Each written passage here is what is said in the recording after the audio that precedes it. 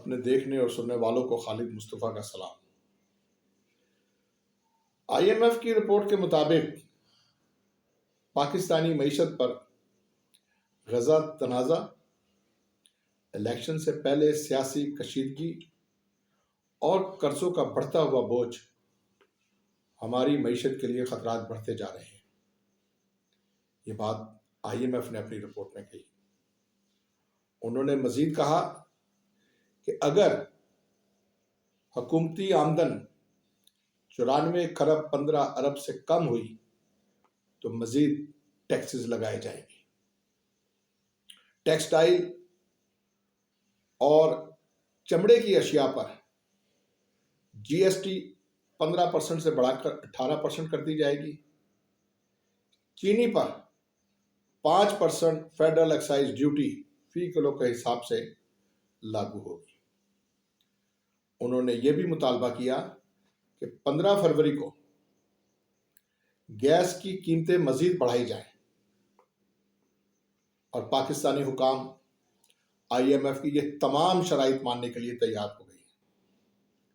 نگران حکومت نے بھی ٹیکس کلیکشن میں شارٹ فال کو مد نظر رکھتے ہوئے منی بجٹ لانے کا منصوبہ بنایا ہے، جس سے حکومت کو 15 ارب ماہانہ کی اضافی آمدنی ہوگی اور کل 5 ماہ میں 90 ارب روپے کی اضافی آمدنی حکومت کو حاصل ہوگی۔ الیکشن کے فوراً بعد بننے والی نئی حکومت کو آئی ایم ایف کی پروگرام کے تحت لاسٹ ٹرنچ جو 3 ارب ڈالر کی ملنی ہے، اس کے لیے مزید ٹیکسز کی شرائط آئی ایم ایف بعد میں بتائے گا۔ حکومت اپنی آمدن کے ذرائع تلاش کرنے کی بجائے اس نے سب سے آسان طریقہ یہ سمجھ لیا ہے کہ یوٹیلیٹی بل میں اضافہ کرتے چلے جائیں۔ ابھی 1 ماہ پہلے یا تقریباً 2 ماہ پہلے گیس بلوں میں 200% اضافہ کیا گیا، اور اب 15 فروری سے نئی قیمتوں کا نوٹیفکیشن بھی جاری ہوگا۔ بجلی کے بلوں میں مزید ٹیکسز لگنے کا اندیشہ ہے۔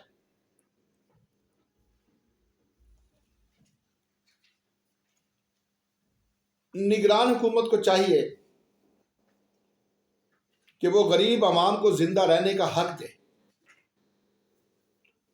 اور جو نان فائلر ریٹیلرز ہیں انہیں ٹیکس نیٹ میں لانے کے لیے کوششیں کرنی چاہیے۔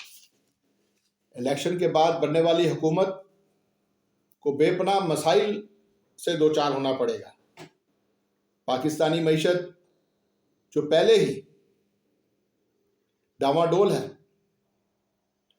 اور ہمارا تمام تر دار و مدار بیرونی قرضوں پر ہے، تو ان حالات میں بننے والی حکومت کس طرح اپنی پارٹی مینیفیسٹو پر یا الیکشن منشور پر یا عوام سے کیے گئے وعدوں پر عمل درآمد کر سکے گی؟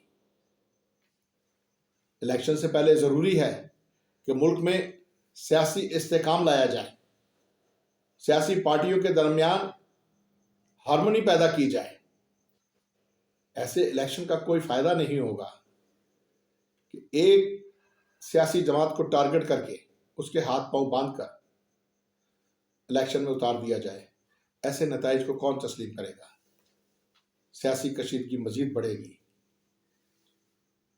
اس ملک کا نوجوان پہلے ہی سیاست اور سیاستدانوں سے مایوس ہو چکا ہے۔ خدارا ایسا نہ کریں کہ پاکستان کا نوجوان ریاست سے ہی مایوس ہو جائے۔